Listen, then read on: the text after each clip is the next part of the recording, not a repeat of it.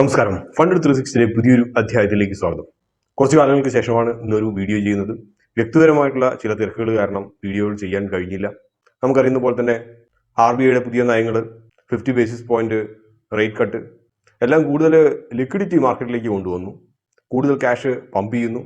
അതിൻ്റെ ഒരു ഉണർവ്, ഉന്മേഷം മൊത്തത്തിൽ എല്ലാവർക്കും കാണാനുണ്ട്. പക്ഷെ അത്രയ്ക്കും മാത്രം FISന് ഇതേ നിലവാരത്തിൽ നിൽക്കുമ്പോൾ ഇതിന് മുമ്പത്തെ തവണ ഉണ്ടായിരുന്ന അത്ര ഒരു വോള്യം ജനറേറ്റ് ചെയ്യുന്നില്ല എന്നുള്ളത് മാത്രമാണ് നമുക്ക് ചെറുതായിട്ടെങ്കിലും ആശങ്ക നൽകുന്ന ഒരു കാര്യം.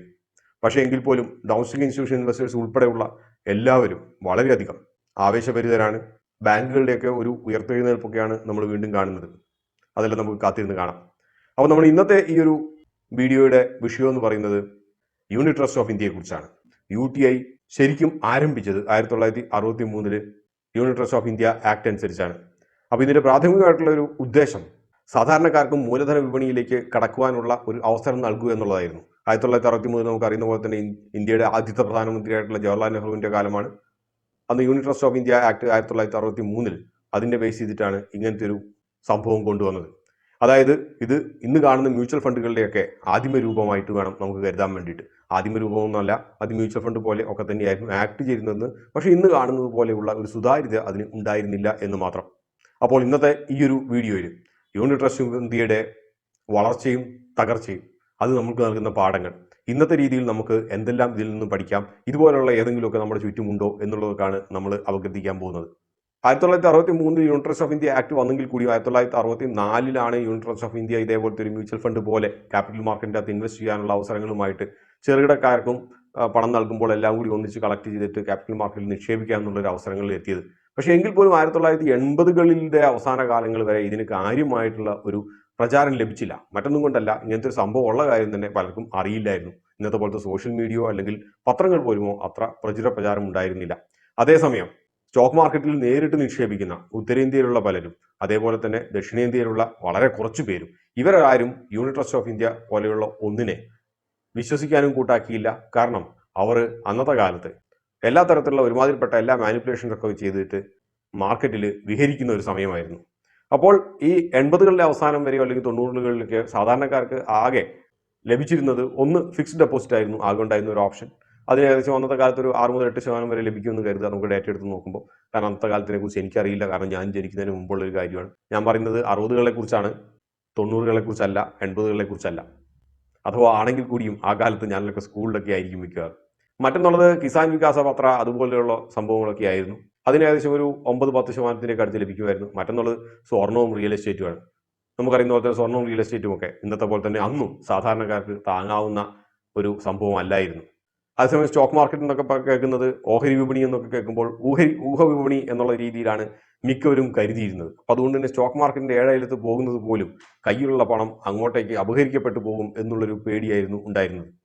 അങ്ങനെ 63 unit trust of India act വന്നു. 1964 US 64 അതിൻ്റെ എക്സ്പാൻഷൻ എന്ന് പറയുന്നത് യൂണിറ്റ് സ്കീം 64 1964 തുടങ്ങിയതുകൊണ്ട് ആ ഒരു പേരിട്ടു. ഇത് 90കളിൽ എത്തിയപ്പോഴത്തേനും വളരെയധികം പ്രചാരം നേടി. ഇപ്പോഴും എനിക്ക് ഓർമ്മയുള്ളൊരു കാര്യം, എൻ്റെ ചെറുപ്പകാലങ്ങളിൽ എൻ്റെ പിതാവ് പല IPOക്കും അപ്ലൈ ചെയ്യുമായിരുന്നു. അന്നത്തെ കാലത്ത് IPO ഒക്കെ ഇന്നത്തെ കാലത്ത് പോലത്തെ പ്രീമിയംസ് ഇല്ല, ബുക്ക് ബിൽഡിംഗ് ഇല്ല. അപ്ലൈ ചെയ്ത് കഴിഞ്ഞാൽ ഒരുമാതിരിപ്പെട്ട എല്ലാവർക്കും ലഭിക്കുമായിരുന്നു. പക്ഷേ IPOക്ക് അപ്ലൈ ചെയ്ത് കഴിഞ്ഞാൽ അത് ലിസ്റ്റ് ചെയ്യണമെന്നുള്ള കാര്യത്തിൻ്റെ അകത്ത് വലിയൊരു നിർബന്ധമൊന്നും ഇല്ലായിരുന്നു. അതുകൊണ്ട് തന്നെ IPO നടത്തി കാശുമായിട്ട് മുങ്ങിയ ഒത്തിരി കമ്പനികൾ അന്നത്തെ കാലത്തുണ്ടായിരുന്നു. ഇപ്പോഴും ഞാൻ ഓർക്കുന്നു, എനിക്കൊരു 10-30 വയസ്സായപ്പോഴൊക്കെ തന്നെ എൻ്റെ പിതാവിൻ്റെ അലമാരിയിലൊക്കെ തൂക്കി വിറ്റാൽ കുറച്ച് കിലോ കണക്കിന് സ്ക്രാപ്പ് വിൽക്കാൻ മാത്രമുള്ള പല IPOകളും ലഭിച്ച ഷെയർ സർട്ടിഫിക്കറ്റുകൾ ഉണ്ടായിരുന്നു. ചിലതൊക്കെ പിൽക്കാലങ്ങളിൽ ഉയർത്തെഴുന്നേറ്റ് വന്നു എന്നുള്ളത് സത്യമാണ്. ഉദാഹരണമായിട്ട് വികാസ് WSP ഒക്കെ പോലെയുള്ളത്. പക്ഷേ എങ്കിൽ പോലും കാര്യമായിട്ട് ഗുണം പിടിച്ചില്ല. പക്ഷേ US 64 എന്ന സ്കീമിനെ കുറിച്ച് സാധാരണക്കാരെല്ലാവരും അറിയാനും കാരണവും അതേപോലെ തന്നെ ഇതിൻ്റെ അകത്ത് ഉള്ള ആകർഷണീയം എന്തായിരുന്നു എന്ന് വെച്ച് കഴിഞ്ഞാൽ ഏകദേശം 12%-ഓളമുള്ള വാഗ്ദാനം ചെയ്യപ്പെട്ട ഒരു റിട്ടേൺസ് പോരാത്തതിന് ഇത് ബാക്ക് ചെയ്യുന്നത് ഗവൺമെൻറ്റുമാണ്. അതിൽ കൂടുതൽ എന്ത് സുരക്ഷിതത്വം നാട്ടുകാർക്ക് വേണം? അപ്പോൾ കേട്ടറിഞ്ഞ് 90കളിൽ എത്തിയപ്പോഴത്തേക്കും, പ്രത്യേകിച്ച് ആഗോളവൽക്കരണത്തിൻ്റെ കാലമായപ്പോഴേക്കും ഇതിലേക്കുള്ള നിക്ഷേപങ്ങൾ കുത്തി ഒഴുകാൻ തുടങ്ങി.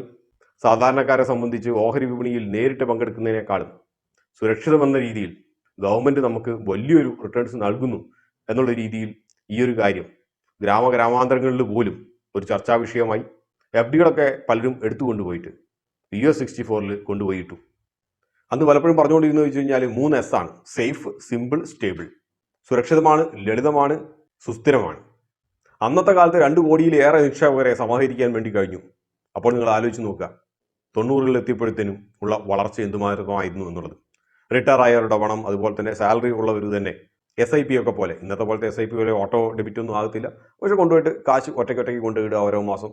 പിന്നെ മിഡിൽ ക്ലാസ് ഫാമിലിയിലുള്ള ചിലരൊക്കെ കയ്യിൽ നിന്ന് സ്വർണ്ണമൊക്കെ ബാങ്കുകളിൽ പല രീതിയിൽ പണയം വെച്ച് ആ പണം കൂടുതൽ പലിശയ്ക്ക് വേണ്ടിയിട്ട് ഇതിലിട്ടു. ഒത്തിരി പേർ കരുതിയിരുന്നത് ബാങ്ക് പോലെ തന്നെ, സർക്കാരിൻ്റെ ബാങ്കുകൾ പോലെ തന്നെ ഇവയും വളരെ സുരക്ഷിതമാണ് എന്നുള്ളതാണ്.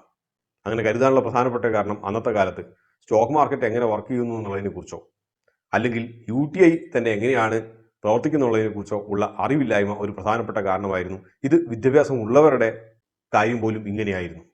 അവരാരും ചോദിച്ചില്ല നമ്മളുടെ പണം എങ്ങനെയാണ് ഉപയോഗിക്കപ്പെടുന്നത്, അഥവാ ഈ പണം വെച്ചിട്ട് എന്ത് കാൽക്കുലേഷന് മുകളിലാണ് NAV, net asset value, calculate ചെയ്യുന്നത്. ഇവയൊന്നും ആർക്കും അറിയേണ്ട ആവശ്യമില്ലായിരുന്നു. കാരണം 12% റിട്ടേൺസ് ഏകദേശം കിട്ടിക്കൊണ്ടിരുന്നു എന്നുള്ളത് കൊണ്ട് തന്നെ. പല നെറ്റ്വർക്ക് മാർക്കറ്റിങ്ങുകളുടെയും കാര്യം പോലെ തന്നെയായിരുന്നു ഇതും. 2 മാസം റിട്ടേൺസ് കിട്ടുന്നുണ്ടെങ്കിൽ എന്ത് ബിസിനസ്സാണ് നിങ്ങൾ ചെയ്യുന്നത് എന്ന് ചോദിക്കാനുള്ള ധൈര്യവും ആർജവും ആർക്കും ഉണ്ടാകില്ല.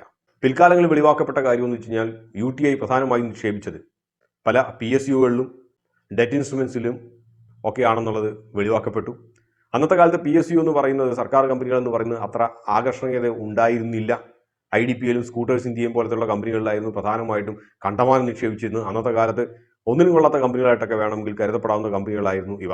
ഇവ കൂടാതെ പ്രൈവറ്റ് കമ്പനികളിൽ നിക്ഷേപിച്ചു. ആ നിക്ഷേപിച്ചതൊക്കെ ഒരു തരത്തിലല്ലെങ്കിൽ മറ്റൊരു തരത്തിൽ രാഷ്ട്രീയപരമായിട്ട് ഒരു ചായ്വുള്ള ചില കമ്പനികളിലായിരുന്നു വലിയ രീതിയിൽ നിക്ഷേപം നടത്തിയിരുന്നത്.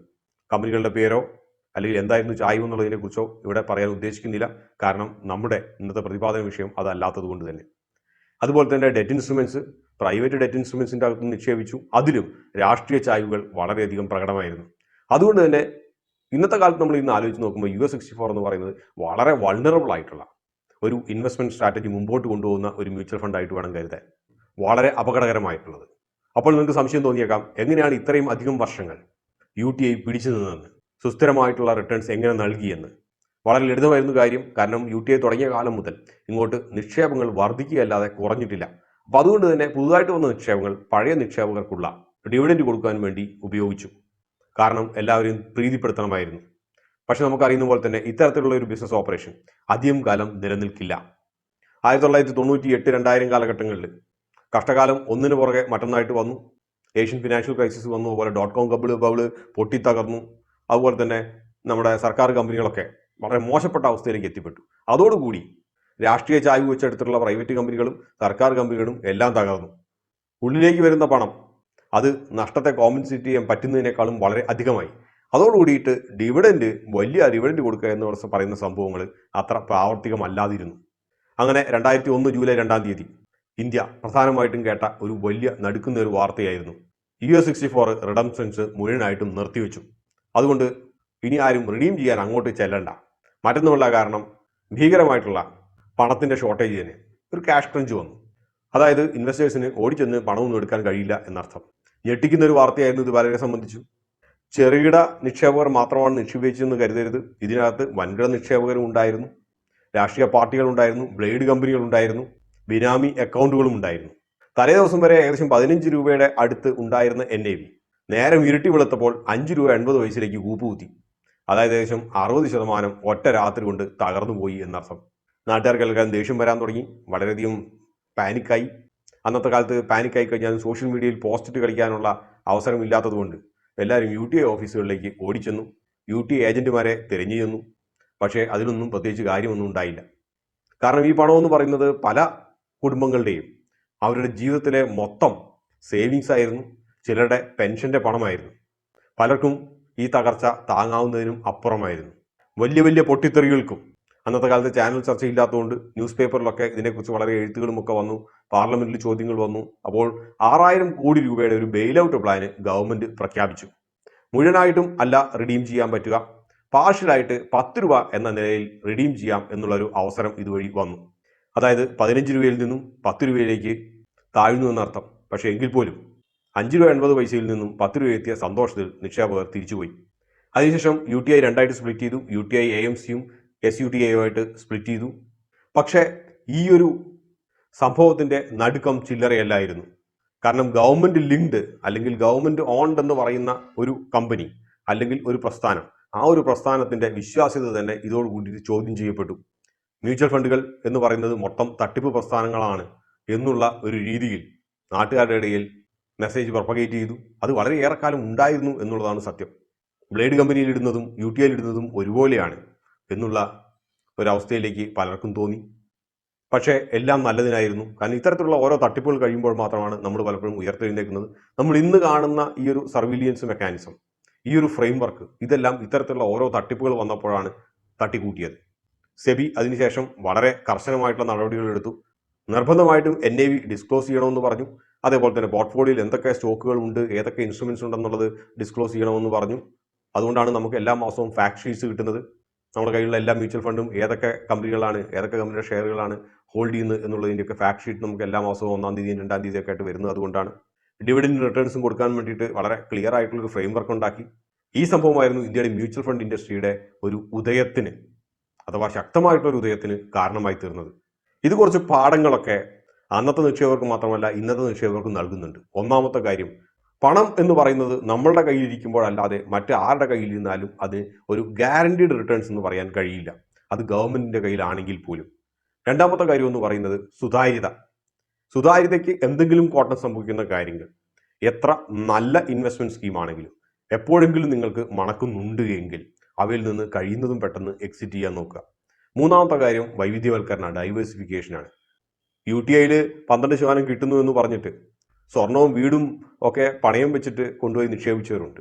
അതോടുകൂടിയിട്ട് ഡൈവേഴ്സിഫിക്കേഷൻ എന്ന് പറഞ്ഞൊരു സംഭവം ഇല്ലാതായിപ്പോയി.